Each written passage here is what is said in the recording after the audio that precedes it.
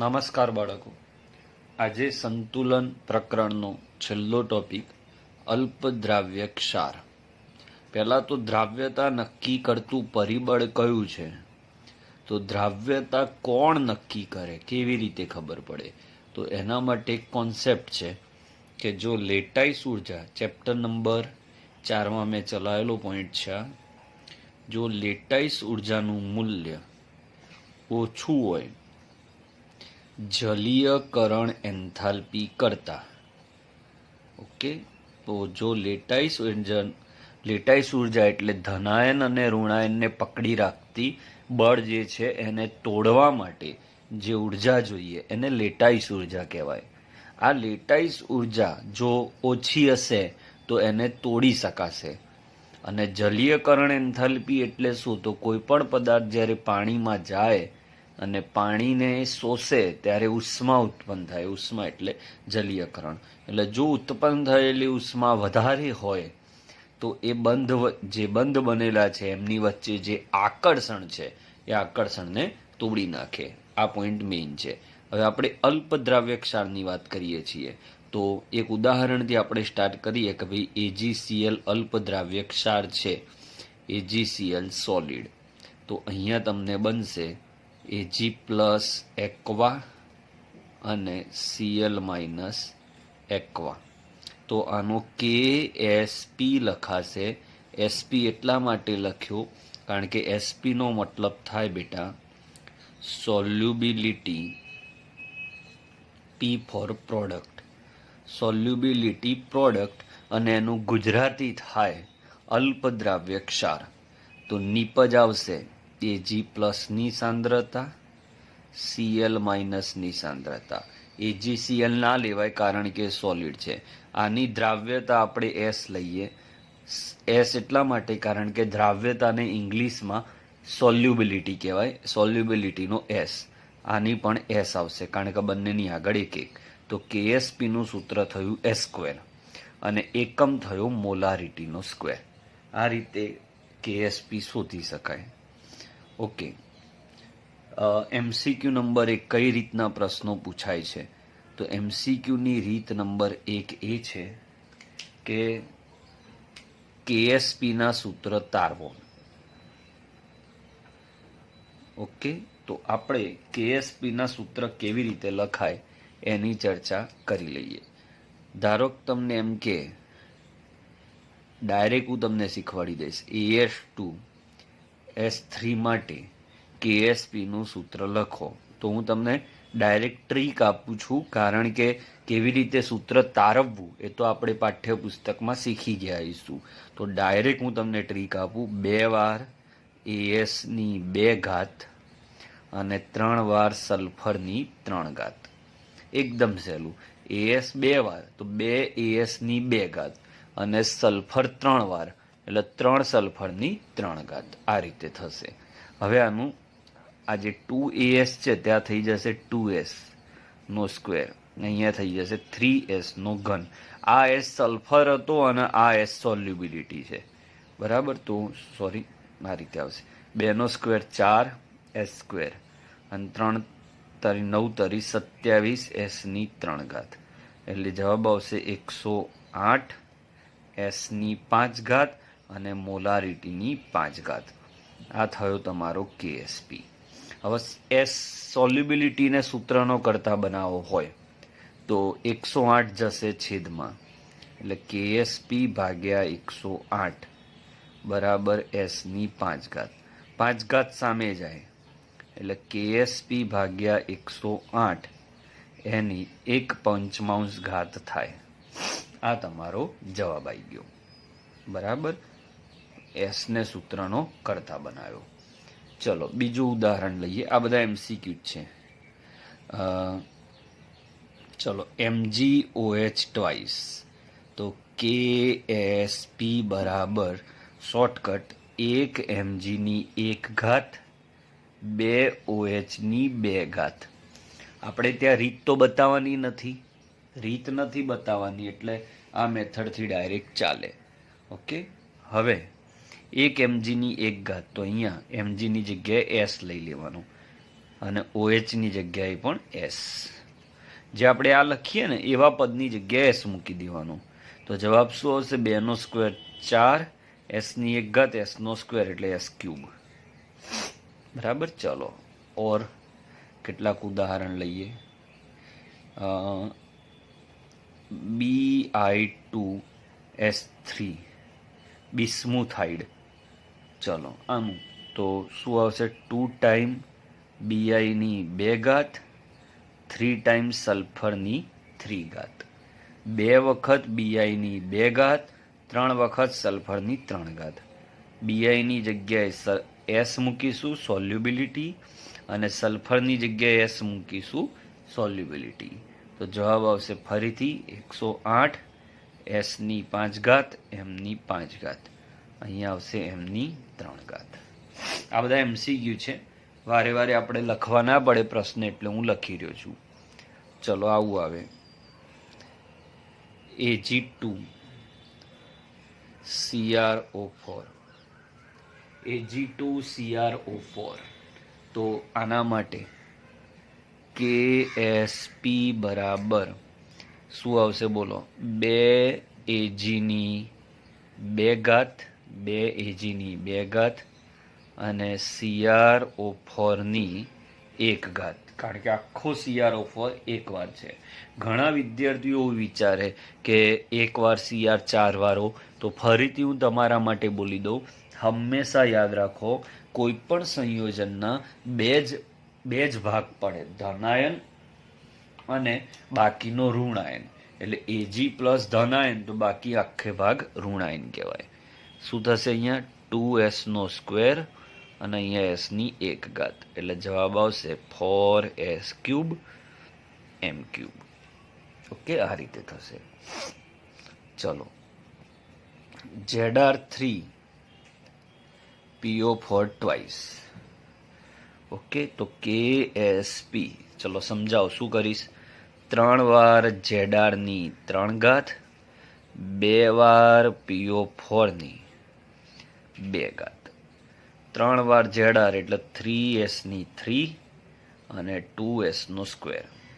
3 નો ઘન 27, S નો ઘન 2 નો square 4, S નો square. બરાબર, આ રીતે થશે. Zr3PO4 ટ્વાઇસની જગ્યાએ Zr3PO4 4 હોઈ શકે, કારણ કે અહીંયા Zr ની 4 ઘાત હોય છે. એટલે અહીંયા મારી ભૂલ છે, 4 આવશે. અહીંયા 4 એટલે 2 ની 4 ઘાત, જે 2 દુ 4 દુ 8 દુ 16, એટલે અહીંયા તમારે 16 આવશે.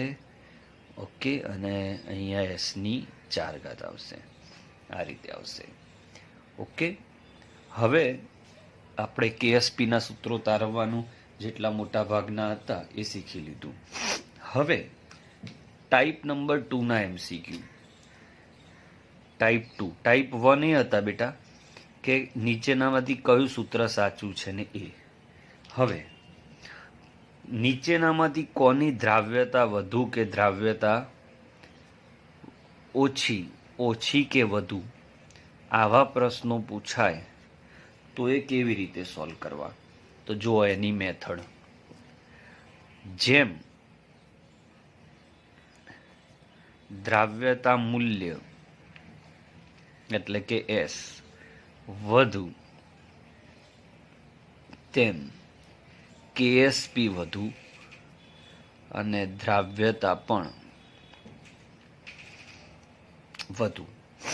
હવે એમાં કેસ 1, ધારો કે તમને એમ આપીએ કે PBS, CDS, ZNS ના KSP અનુક્રમે 1.2 ગુણ્યા 10⁻⁴, 2.4 ગુણ્યા 10⁻⁶ અને 2.6 ગુણ્યા 10⁻8 છે. ઓકે, તો દ્રાવ્યતાનો ક્રમ જણાવો. તો આનું સોલ્યુશન એકદમ સરળ છે. ત્રણેયના પ્રકાર સેમ છે. જુઓ, ત્રણે ત્રણ, એકવાર ધનાયન એકવાર ઋણાયન, એકવાર ધનાયન એકવાર ઋણાયન. તો જ્યારે ધનાયન અને ઋણાયન 1:1 હોય એટલે બંને 1:1 હોય તો ડાયરેક્ટ જેના KSP નું મૂલ્ય વધારે એની દ્રાવ્યતા વધારે. જ્યારે બધા પ્રકાર સેમ હોય તો જ આ મેથડ લાગે. નોર્મલી છોકરાઓ ડાયરેક્ટ આ મેથડ લગાડતા હોય છે. તો જેનો KSP વધારે એની દ્રાવ્યતા વધારે. તો આનો KSP 10⁻⁴, આનો 10⁻⁶ અને આનો 10⁻⁸. એટલે આ મોટો કહેવાય. એટલે દ્રાવ્યતાનો ક્રમ થયો PBS is greater than CDS is greater than ZNS. Okay, આવું ત્યારે થાય જ્યારે ધનાયન અને ઋણાયન સરખા પ્રમાણમાં હોય બધાની અંદર. ઓકે, સ્ક્રીનશોટ લેવા તો લઈ લેજો, હજી ઘણા MCQ છે, સ્ક્રીનશોટ લેતા રહેજો.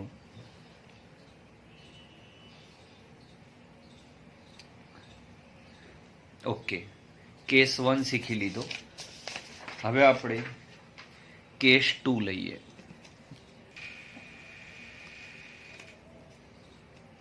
કેસ 2 કે જેમાં ધનાયન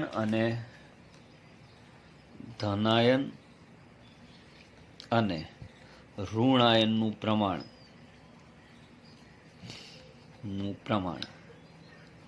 બધા ક્ષારમાં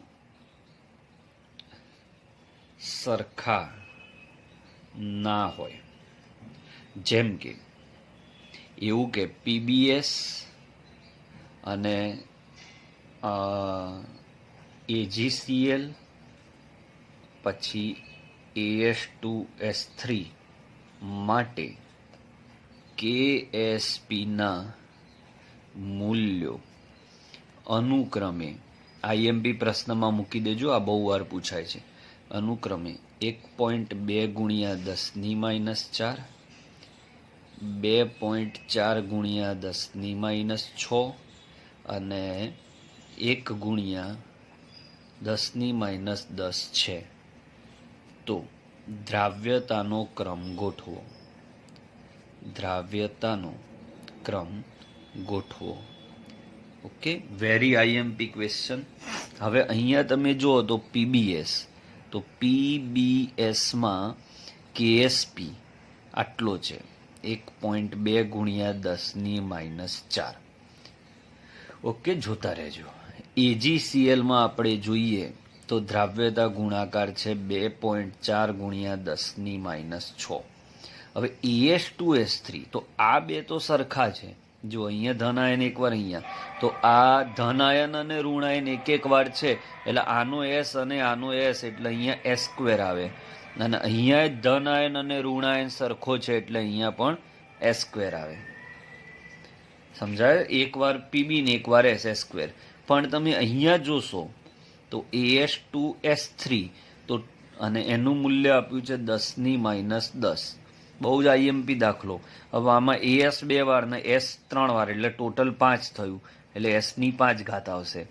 શોર્ટકટ આપું છું, આગળના આંકડા લેવાની જરૂર નથી. શોર્ટકટ, જેટલા આયન હોય એટલી ઘાત. ઓકે, હવે આમાંથી S શોધો. તો અહીંયા S શોધશો. ઓકે, તો પહેલામાં S ની કિંમત આવશે 10⁻2. બીજામાં S ની કિંમત રૂટ થાય ને, સ્ક્વેર નીકળે એટલે સામે રૂટ થાય. આનું મૂલ્ય ધ્યાનમાં લેવાની જરૂર નથી. આ થાય 10⁻3 અને અહીંયા આપણે છે ને 10⁻15 લઈએ એટલે દાખલો ઇઝી રહે. 10⁻15 તો S બરાબર 10⁻20 લેવા પડશે. તો અહીંયા આવશે 10⁻4. હવે નક્કી થાય કોની દ્રાવ્યતા વધારે. તો આનું મૂલ્ય 10⁻2 છે એટલે PBS ની દ્રાવ્યતા વધારે AgCl કરતા અને એની દ્રાવ્યતા વધારે AS2S3 કરતા. બરાબર? એટલે સરખા આયન હોય તો ડાયરેક્ટ KSP જોવાનો, પણ સરખા આયનો ના હોય તો તમારે એમાંથી S શોધવાનું. ઓકે, S શોધવામાં સામે ઘાત જે હોય જો સ્ક્વેર હોય તો એનું વર્ગમૂળ કાઢવાનું. વર્ગમૂળ એટલે ઘાત અડધી થાય એમ. 6 નું વર્ગમૂળ નહીં કાઢવાનું, 6 ની ઘાત અડધી થાય એમ. અહીંયા 5 ઘાત હતી એટલે સામેનો આંકડો 20 છે, એટલે 5 ચોક 20 થાય. તો મોસ્ટ ટાઈમ બી પ્રશ્ન આ વધારે પૂછાય છે. તો આ થયો પ્રશ્ન નંબર 2. હવે આપણે લઈએ છીએ ટાઈપ 3. ટાઈપ 3 અવક્ષેપન થશે કે નહીં, આવો પ્રશ્ન. અવક્ષેપન થશે કે નહીં. તો આવા પ્રશ્નો સોલ્વ કરવાનું એક રીત. તમને આવો પ્રશ્ન પૂછે 0.1 મોલર 100 ml AgNO3 માં 0.2 મોલર 100 ml NaCl ઉમેર્યા તો AgCl નું અવક્ષેપન થાય. આ પ્રશ્ન હોય અને પ્રશ્નમાં તમને KSP ની માહિતી આપેલી હોય, AgCl નો KSP તમને આપેલો હોય. સમજી લો કે 1.2 ગુણ્યા 10⁻5 આપેલો છે. તો આવા દાખલા કેવી રીતે સોલ્વ કરવા? તો જુઓ, અવક્ષેપન થશે કે નહીં આ રીતના પ્રશ્નો સોલ્વ કરવા માટે સૌથી પહેલા તો તમારે એ સમજવું પડશે કે તમને 2 દ્રાવણ આપ્યા છે, AgNO3 અને NaCl. આ 2 અલગ હતા પહેલા. આની સાંદ્રતા 0.1 મોલર અને કદ 100 ml. આનું 0.2 મોલર અને કદ 100 ml. અત્યારે આ 2 અલગ અલગ છે. ઓકે, પણ હવે આ 2 ને મિશ્ર કરું, ઉમેરું, એટલે આની સાંદ્રતા બદલાઈ જાય. કારણ કે પહેલા એનું કદ 100 ml હતું, એમાં આ આવે એટલે બીજા 100 ml આવે, તો આની સાંદ્રતા નવી આવશે. સૂત્ર લાગશે M1V1 બરાબર M2V2. કંઈ પણ ઉમેરો એટલે નવું થાય. એટલે 0.1 ગુણ્યા 100 M2 શોધવાના અને V2 ની જગ્યાએ બંનેનો સરવાળો 200. એટલે M2 જવાબ આવશે. શું આવશે? 1.1 ભાગ્યા 2 એટલે 0.05. આ જે સાંદ્રતા આવી AgNO3 ની, તો એમાંથી આપણે Ag પ્લસ લઈ લેવાનું. AgNO3 માં Ag પ્લસ એક વાર એટલે 0.05. ઓકે, હવે સેમ વસ્તુ તમે NaCl આમાં નાખ્યો તો NaCl નું પહેલું કદ 100 હતું, હવે NaCl નું એ કદ 200 થાય. કારણ કે આ બેન તમે ભેગા કર્યા. તો આના માટે પણ એ જ સૂત્ર લાગશે, M1V1 બરાબર M2V2. એમાં પણ એ જ સૂત્ર લાગે. તો આમાં 0.2 ગુણ્યા 100 બરાબર M2 શોધવાના 200. તો M2 બરાબર 0.1 મોલર આવશે. આ M2 NaCl ના આયા, એમાંથી મારે Cl માઇનસ જોઈએ છે. તમને એમ થાય સાહેબ ક્યાંથી Cl માઇનસ જોઈએ? તો સીધી વાત છે, આપણે શું શોધવાનું છે? AgCl માટે. હવે ત્રીજું સ્ટેપ શું કરવાનું? IP દ્રાવ્યતા ગુણાકારની જગ્યાએ આયનીય ગુણાકાર કહીશું IP. IP એટલે મળેલા 2 આયનોનો સાંદ્રતાનો ગુણાકાર. ઓકે, આ બધા દાખલા ચોપડામાં મસ્ત લખી રાખજો, બહુ ઇઝી દાખલા છે. 0.05 અને 0.1 એટલે જવાબ આવ્યો 5 ગુણ્યા 10⁻3. હવે IP નું મૂલ્ય KSP સાથે સરખાવો. તો IP નું મૂલ્ય KSP કરતાં મોટું છે એટલે અવક્ષેપન થશે. બસ, એકદમ સહેલો દાખલો. બરાબર, આ આપણો જવાબ. પરંતુ જો આવો જવાબ આવ્યો હોત કે IP નું મૂલ્ય KSP કરતાં ઓછું છે, તો એ અવક્ષેપન ના થાય. અવક્ષેપન ના થાય, આ ધ્યાનમાં રાખજો. અને જો IP બરાબર KSP આવ્યો હોત તો આ બંનેનું મૂલ્ય સરખું હોય તો એવા દ્રાવણને સંતૃપ્ત દ્રાવણ કહેવાય. બરાબર, ટાઈપ 3 અવક્ષેપન થશે કે નહીં થાય એની ચર્ચા છે. બરાબર, ક્લિયર? ચલો આગળ નવી રીત શીખીએ. નવી રીતમાં આપણે ટાઈપ 4 બધા MCQ જોડે જોડે જ ચાલી રહ્યા છે. તમને જબરજસ્ત ફાયદો થશે. આ ટોપિક બહુ જ ઉપયોગી છે. તમને એમ કે AgClમાં AgNO3 નાખ્યા, ઉમેર્યા, તો KSPનું સૂત્ર શું થાય? તો KSPનું સૂત્ર આ છે, Ag plus into Cl minus. Okay, તો Cl માઇનસ તો બંને દ્રાવણમાં કેટલી વાર છે? એક જ વાર. અહીંયા તો Cl છે જ નહીં ને, અહીંયા છે, એટલે અહીંયા તમારે S લખી દેવાનું. અને Ag પ્લસ બંનેમાં છે, તો આનો Ag પ્લસ, જો આને S કીધો તો આને પણ S જ કહેવાય, તો આ S આવશે. પ્લસ એમાં AgNO3 આવ્યો, તો ધારી લો આ AgNO3માં Ag પ્લસની સાંદ્રતા S ડેશ છે, તો અહીંયા S ડેશ આવશે. તો આ નવી રીત છે, બરાબર. ચલો ફરીથી એક બીજું ઉદાહરણ આપણે લઈએ કે એવું બને બંને અલ્પદ્રાવ્ય ક્ષાર AgCl ની દ્રાવ્યતા S છે, AgBr ની દ્રાવ્યતા S ડેશ છે, તો KSP ઓફ AgCl કેટલો થાય? તો KSP ઓફ AgCl શું થશે વિચારો.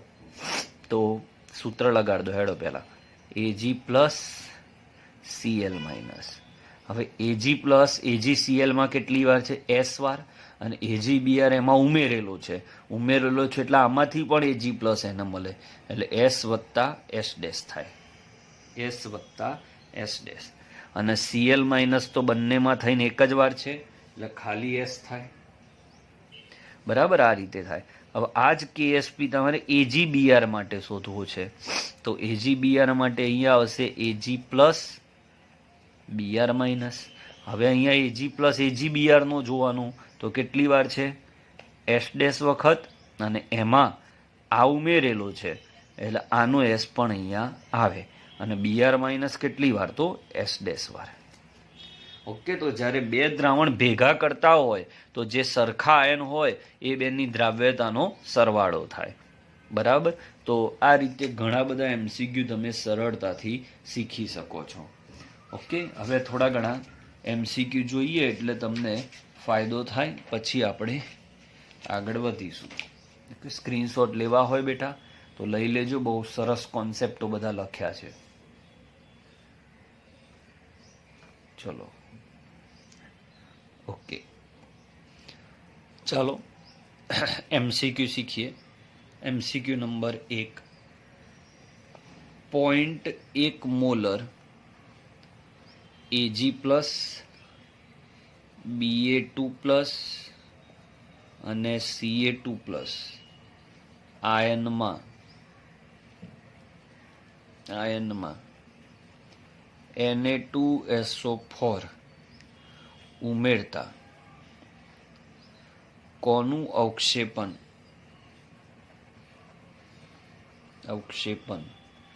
પ્રથમ થાય? ઓકે, ઓપ્શન આપ્યો છે Ag2SO4, જેનો KSP તમને કૌંસમાં આપ્યો છે 10⁻². બીજો ઓપ્શન છે BaSO4, એનો KSP તમને કૌંસમાં આપ્યો છે 10⁻11. CaSO4 એ છે 10⁻6. અને ડી તમામ એક સાથે અવક્ષેપન પામશે. ઓકે, તો બહુ જ ઇઝી ક્વેશ્ચન છે. આપણે પહેલાં જ કીધું હતું કે અહીંયા તમે જોશો તો BaSO4માં KSPનું મૂલ્ય ઓછું છે, દેખાય છે.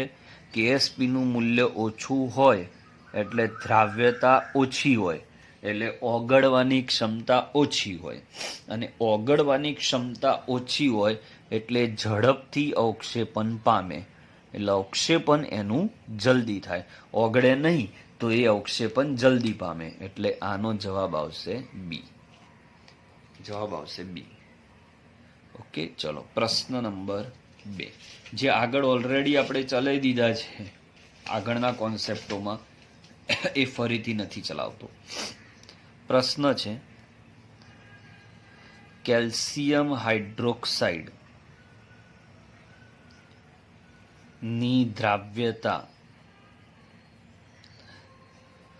√3 છે હોય તો કેએસપી જણાવો. ઓપ્શન 27, 3, 9 અને 12 √3. તો સૌથી પહેલાં કેલ્શિયમ હાઇડ્રોક્સાઇડ એટલે CaOH ટ્વાઇસ થાય, રિવર્સિબલ Ca2+, 2OH માઇનસ એટલે KSPનું સૂત્ર થાય. આને S કહેવાય, આને 2S નો સ્ક્વેર કહેવાય. હમણાં ટ્રીક આપી હતી ને, એકવાર S 2 વાર S ની 2 ઘાત. તો આનો જવાબ આવશે 4S3. 4. હવે તમને દ્રાવ્યતા કેટલી આપી? √3 એટલે S ની જગ્યાએ √3 મુકાશે.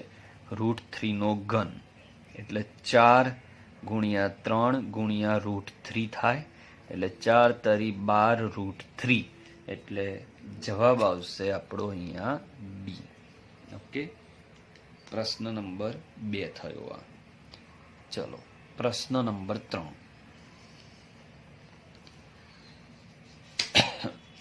પ્રશ્ન નંબર 3 બહુ જ ઇમ્પોર્ટન્ટ પ્રશ્ન તરફ આપણે જઈ રહ્યા છીએ કે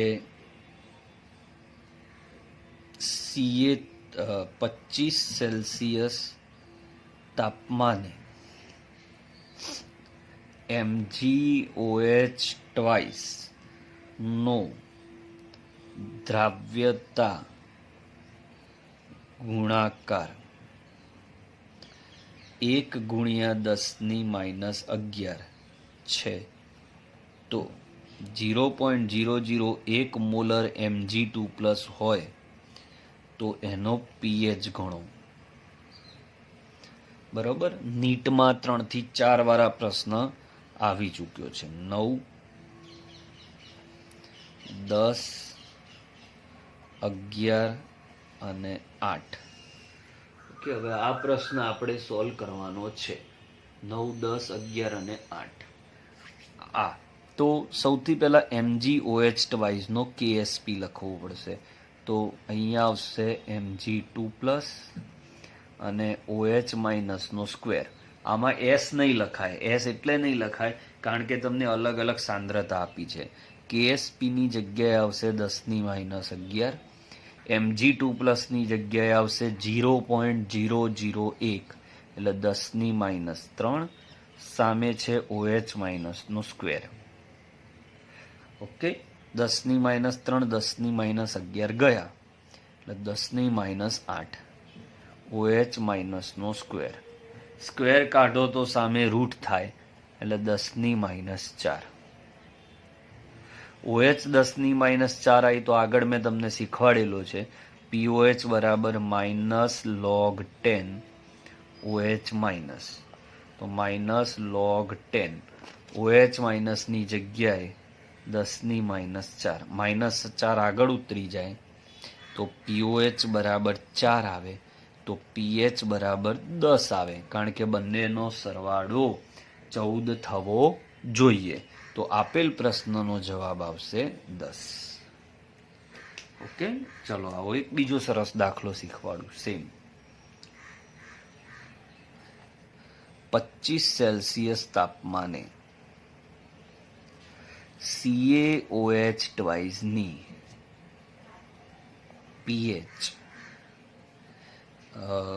pH એની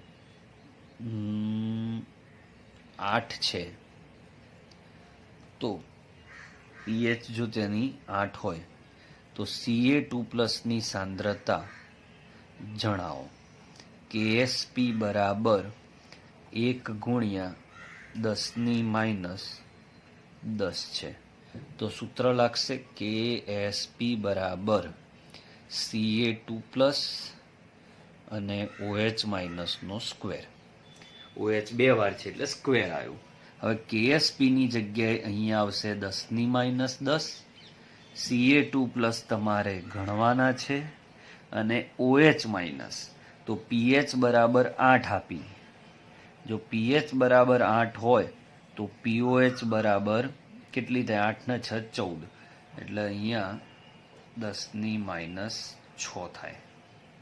બરાબર, POH 6, 10⁻6, એનો પાછો સ્ક્વેર, એટલે અહીંયા 10⁻10, અહીંયા Ca2 પ્લસ, અને અહીંયા થાય 10⁻12, એટલે જવાબ આવે Ca2 પ્લસ બરાબર 10⁻2. અને જો આને વધારે ઇઝી કરવું હોય તો અહીંયા આપણે 10 લઈ લઈએ. આ 10 થઈ જાય તો આ 4 થઈ જાય. આ 4 થાય એટલે અહીંયા 4 થાય. અહીંયા 8 થઈ જાય. 8 એટલે ઉડી જાય, એટલે 10⁻2. ઓકે, પ્રેક્ટિકલ જવાબ આવે એટલા માટે. તો આ સાથે KSPનો કોન્સેપ્ટ પૂરો થાય છે. લેવલ 1 અને લેવલ 2માંથી પ્રશ્નો લખી લો આના. તો લેવલ 1માં KSPના જેટલા પ્રશ્નો છે એની નંબર લખાવું છું. લેવલ 1માં KSP 32, લેવલ 1માં KSPમાં 32 નંબર આવશે, 40 આવશે, 32, 40. ઓકે, લેવલ 2માં આપણે જોઈએ, level 2માં 7, level 2માં 7 number, 18 number,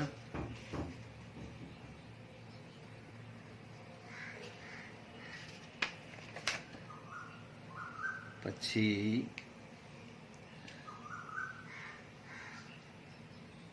36 number, 36 number. બસ આટલા કરવાના છે. તો આજનો લેક્ચર અને ચેપ્ટર અહીંયા પૂરું થાય છે.